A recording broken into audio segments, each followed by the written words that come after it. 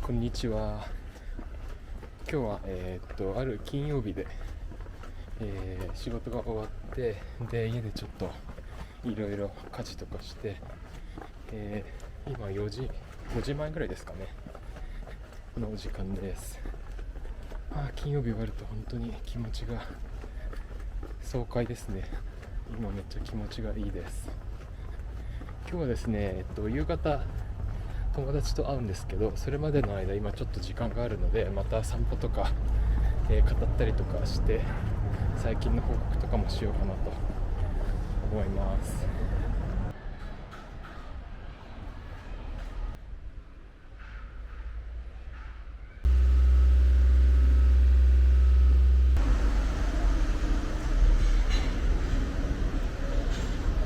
今回の Vlog すごい久しぶりになっちゃったんですけど、その理由が僕ずっと体調が微妙な感じで、今風邪がすごい流行ってるので、もうリスボン結構咳してる人街中ですごい見かけるんですけど、地下鉄とか住んでるとすごい咳が聞こえるんですけど、今季節が変わるだけで僕もちょっとやられてしまって、幸い高熱が出たりとかはなかったので、本当に全身のだるさとかちょっとした鼻水ぐらいで済んでたんですけど、でもやっぱりちょっと体調優れないし、それ僕インスタグラム見てくださってる方はご存知の通りフランスに旅行に行ってたので、そう旅行行く前に体調崩しちゃったら大変だと思って、もう引きこもり生活をとして、家でずっと仕事だけしてて、そうなのでVlog撮ったりする余裕や時間がなく、結構引きこもり生活で、もう仕事と理解してくれるダットだけ会うぐらいの生活を送っていたので、かなり Vlog は久しぶりになってしまいました。なんか今もですね、リスボンは、コロナとかも流行ってるらしくて、なので、コロナが大流行中らしいので、皆さん手洗いうがいしっかり気をつけてください。僕も本当に幸い熱が出なくてすごい苦しい感じにはならなかったものの、かなりですね1週間ぐらい長くいたので、ぜひぜひ気をつけてください。本当に今大流行らしいです。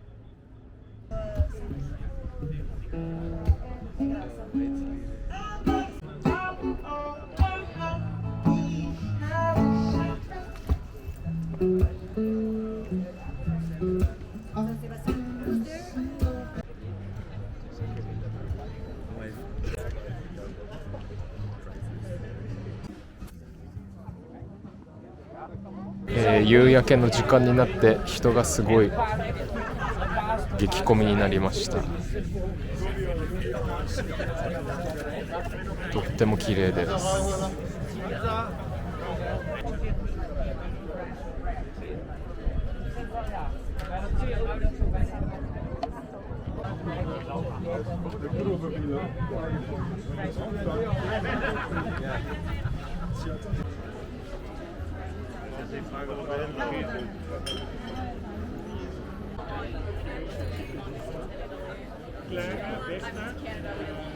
Not crowded,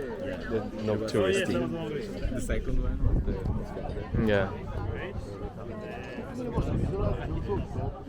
History of Lisbon in Europe.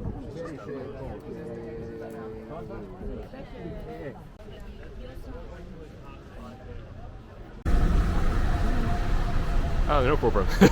You can go. 今日のディナーはこのピッツェリアで撮ります。Yeah, I've never heard about it. No, but in Spanish we do.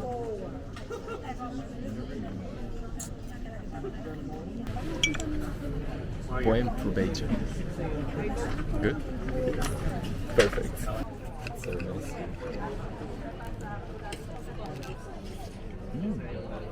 It's good. Mine's nice too.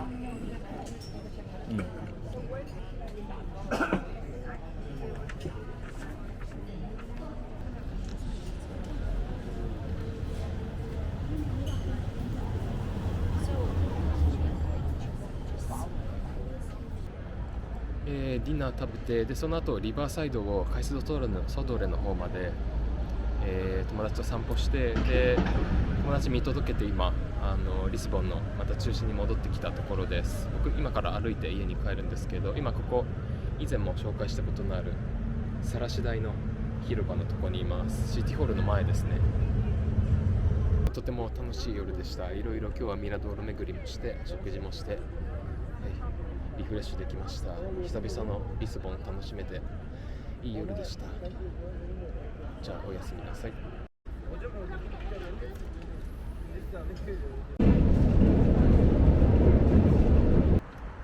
はい、今朝の、6時台ですね。6時過ぎですね。なぜこんな早起きをしているかというと、そうISS っていう日本でいう保健局かなに当たるところですね。保険関連の処理をする役所があるんですけど、そこに用があって行かなきゃいけないんですけど、そうなんとですね、他の都市はちょっと僕詳しくないので存じ上げないんですけど、リスボンはこの、ISS だけじゃなくてですね、役所関連全部もう朝から大行列で、朝のうちにチケッティングを終えないとそもそも窓口にたどり着けないっていう状態でして、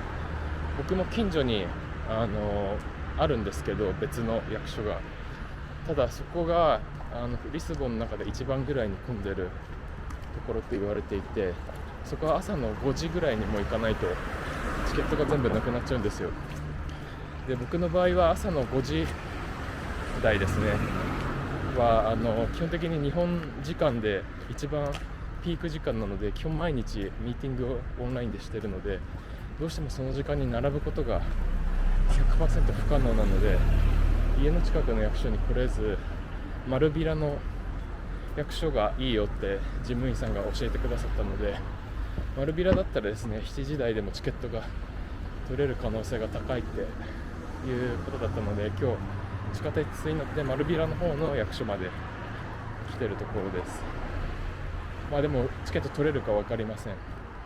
ちょっととりあえずは行ってみます。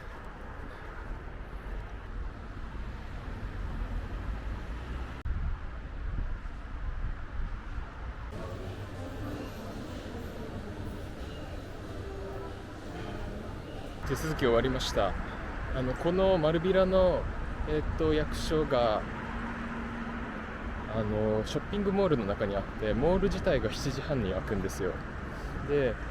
僕それのより前に行って、モールが開いてすぐ役所に並んだんですけど、その前からなんか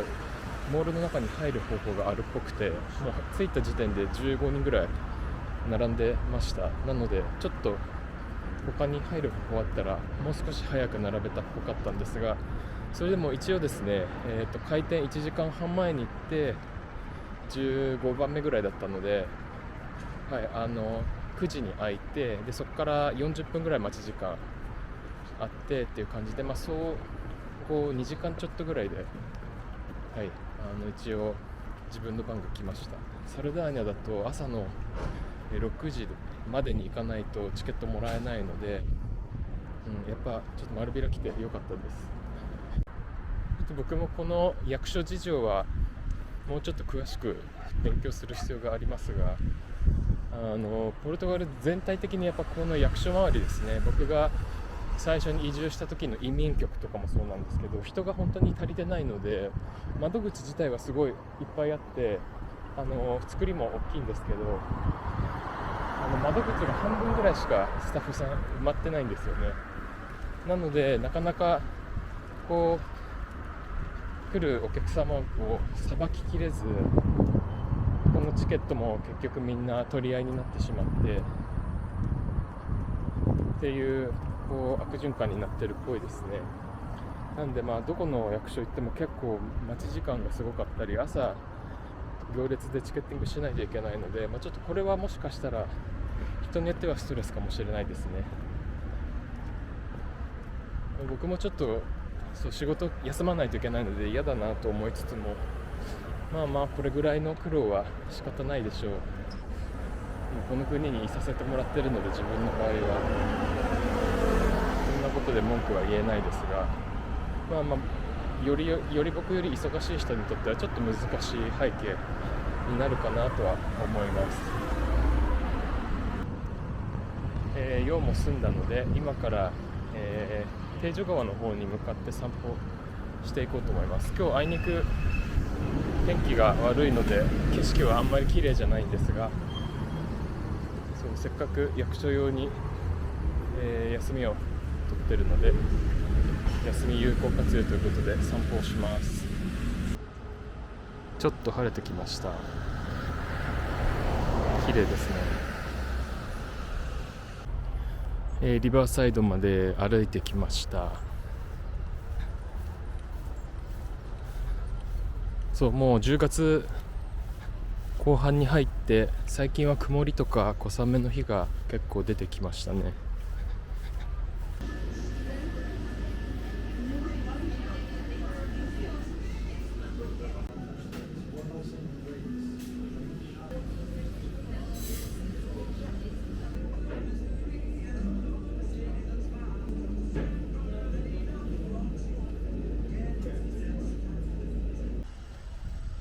カフェの目の前がもう本当に定女リバーなので、このまま今からリスボンの中心部まで川辺を歩いて戻っていきます。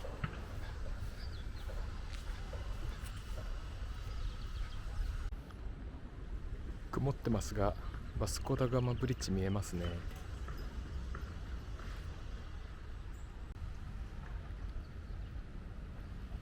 さっきのカフェもそうですし、こんな感じで川の間際にもバーとかあります。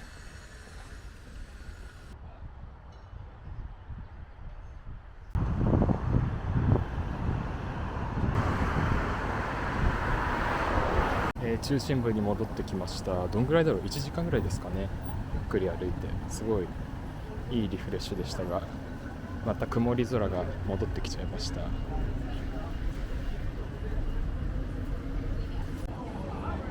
曇りのコメルシオ広場です。やっぱちょっと天気微妙なので気持ち今日人少ないですね。クリスマスのイルミネーションが準備始まってますね。これ見るとウキウキする。では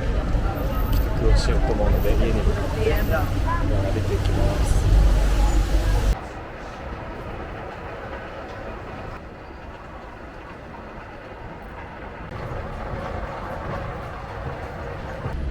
おはようございます。今日も平日です。今日は仕事が終わって今午後なんですけど、パンテオナショナルに向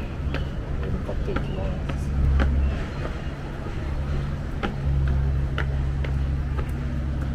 パンテオナショナルは麓の場所、ペーラダラドラとか麓のカフェとかは今まで紹介したことあるんですけど、パンテオナショナル自体は実は僕は行ったことがなくて、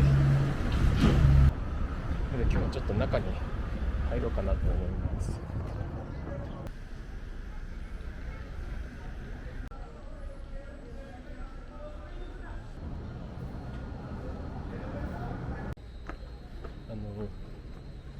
結構リスボンに住んでいてもですね、今向かってるパンテオナショナルみたいに結構ベタなというか有名な観光地行ったことないところがまだまだ多くて、美術館もそうですし、なのでちょっと今年の年内の目標は、意外と行けていなかった観光スポットだったり施設に、行ける限り行くというのを今ちょっと自分の中の小さなミッションにしていて、それがまさに今日のこの、パンテオナショナルへの訪問もその一つです。僕東京住んでた時とかも東京タワーも多分住んで 6,7 年目ぐらいまで行ったことなくて、まさに海外から友達が来る時に行きたいって言われて初めて案内するために行ったりとか、名古屋に住んでた時も名古屋城行ったことなくて、意外と近くの名所って行かないもんだよなと最近つくづく感じて、なので今せっかくリスボンに住んでいるのでちゃんと見落としているところを回っていこうかなと最近思っています。景色がすごく綺麗なんですが、あいにく今日も曇りなんですよね。本当はこういう観光スポット訪問は天気のいい日にやりたいといつも思ってスケジュール決めるんですけど、ちょっと今週来週はもう8割方曇りなので、そう晴れの日がなかなかなくてですね、なのでちょっと今日は残念ながらまた曇りの日 Vlog になっちゃいますが、でも曇りでも景色すごい綺麗なので、ぜひご期待ください。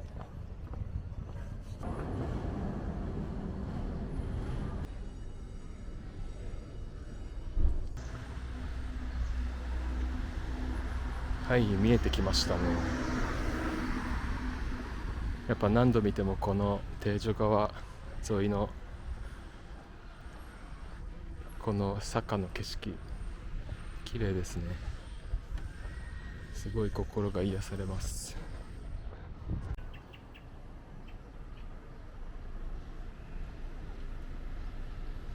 はい、パンテオンナショナル到着しました。これGoogle マップとか地図で見るとサンタイグラシオ教会っていう教会の名前で登録されてるので、そっちの名前で検索したら出てくるかと思うんですけど、これもともとサンタイグラシオ教会として17世紀に教会としてこう建てられてるものを後にですね、多分1900年代になってこう国家的パンテオンにこう任命したっていうような形で名前が今パラシオナショナルっていう風になってるっていう、流れになります。でこれが国民パンテオンにこう任命というか、されてからはここにポルトガルの歴史上の重要人物たちが、ここにこうなんていうんですかね、埋葬というかこう記念されているというような場所になります。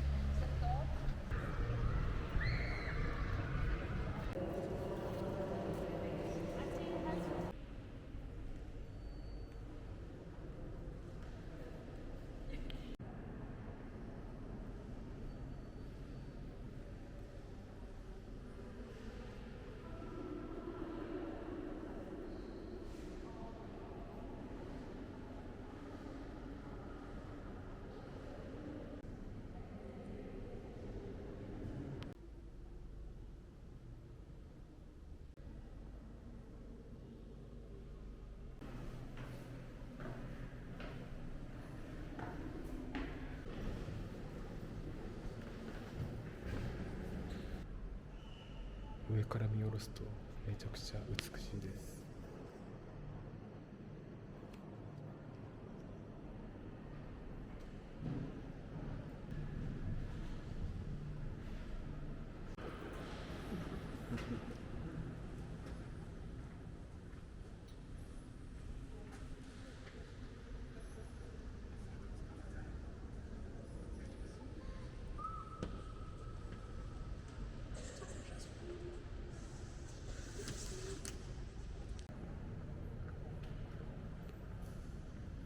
めっちゃ高い。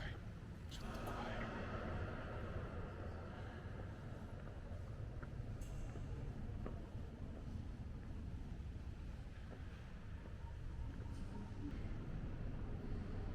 ちょっと高い、思ったより高いので足がすくみますね。ちょっとスリルがあります。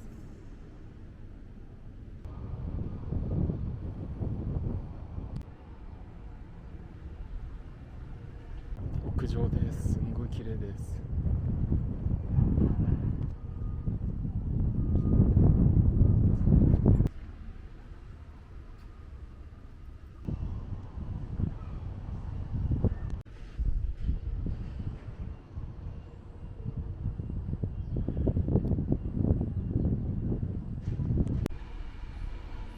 クリストレイも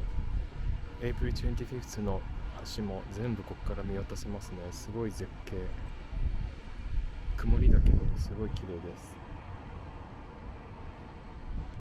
はい、見終わって出てきました。なんか急に晴れてきた。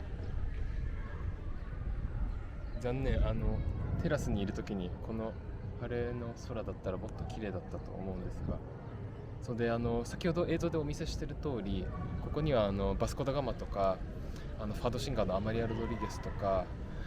さまざまな、ポルトガルの偉人が祀られているんですけど、その中もその空間にいるだけですごい神聖というか、なんかそう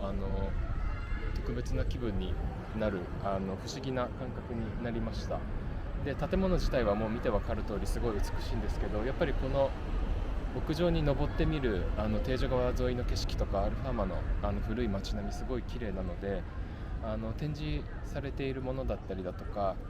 祀られている偉人たちだけじゃなくて、もう景色もすごい特別なものだと思います。それでやっぱりこうなんていうんですかね、本当に偉人たちが祀られている場所なので、なんかこの壮麗な雰囲気の中にこうポルトガルのプライドっていうんですかね、誇りというかこう感じられるような場所なので、そのなんかポルトガルのこうもうちょっと深い歴史とかを知るのにもいいところかもしれないです。それぞれのお墓というか、なんていうんだろう、棺の前に人物誌みたいなのが簡単に説明されてて、それとか見ててもすごい勉強になるし、ポルトガルの歴史にも触れられるので、そういう意味でもすごいいいコンテンツになってるなってすごい感じました。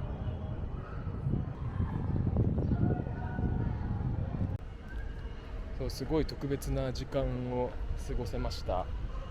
そう、来てみて本当に良かったです。そして曇り明けの空がめちゃくちゃ綺麗。じゃあせっかくこっちまで来たのでコーヒー休憩でもしようかなと思います。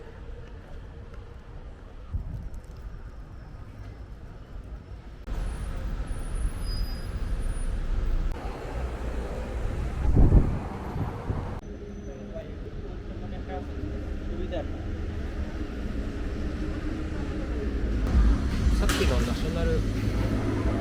ナルパンテオなんですけど、本来入場料が10ユーロかかるんですね。でそれを、ポルトガルの、在住者だったら無料で入ることができます。でこの制度がバウチャー52という制度で、年に52日間まで国の、国立の指定されている博物館とか、施設に無料で入場できるっていう仕組みです。でこれも特に申請とか必要なくて、もうその当日その場所に行って自分の身分証と納税者番号を伝えるだけで無料で入れるっていう仕組みです。なので今日のナショナルパンテオも僕は無料で入ることができたんですけど、なんかこれ文科省が観光客としてじゃなくて市民としてちゃんとポルトガルの、そういう施設を楽しめるようにしようみたいな背景で始まったものらしくて、だからこれのおかげで僕もすごいいろんな施設に気軽に行けるから助かっていて、以前紹介しているマフラ国立宮殿とかもそうだし、ペニシェ要塞もこれに含まれてて、最近だとチアード美術館も対象です。特にお子さんとか若い方が国の文化とか歴史を勉強するのにすごいいい制度だなって思います。日常の中にこうやって歴史や美術がなんですかね、近い場所にあるような気がするので、すごいいい制度だと思います。なのでこのポルトガルの取り組みは本当に僕素晴らしいなと思っていて、すごい活用させていただいてるし、日本もなんかこういういい制度考えたらいいんじゃないかなってすごい思います。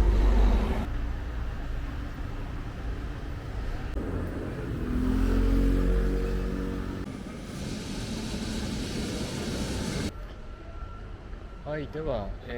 この後ちょっとふらふらと散歩してから、帰宅しようと思います。ちょっと YouTube は今回事情があってかなり期間空いちゃいましたけど、また少しずつペースは無理せず上げていくので、また次回もですね、次回はリスボンじゃなくてまた旅行 Vlog 上げる予定なので楽しみにしていてください。では今回も、視聴いただきましてありがとうございました。次の Vlog でお会いしましょう。バイバイ。